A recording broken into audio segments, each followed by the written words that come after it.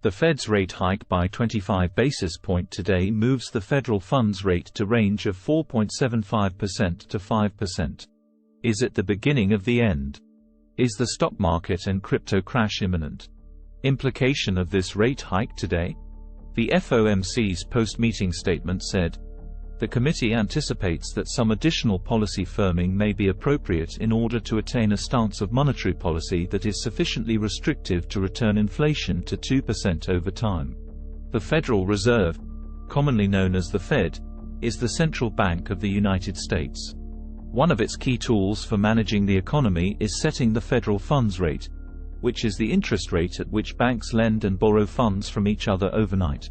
When the Fed raises the federal funds rate, it becomes more expensive for banks to borrow money, which can lead to higher interest rates for consumers and businesses.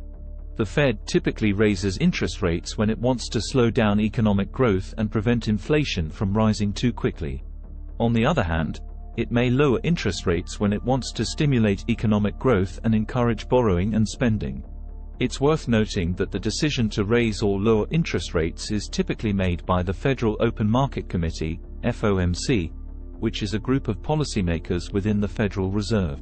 The FOMC meets regularly throughout the year to assess economic conditions and determine whether to adjust the federal funds rate. Overall, a Fed rate hike can have significant implications for the economy, including impacting the cost of borrowing, the value of the US dollar, and the performance of the stock market. However, the exact effects will depend on a range of factors, including the size of the rate hike and the broader economic conditions at the time.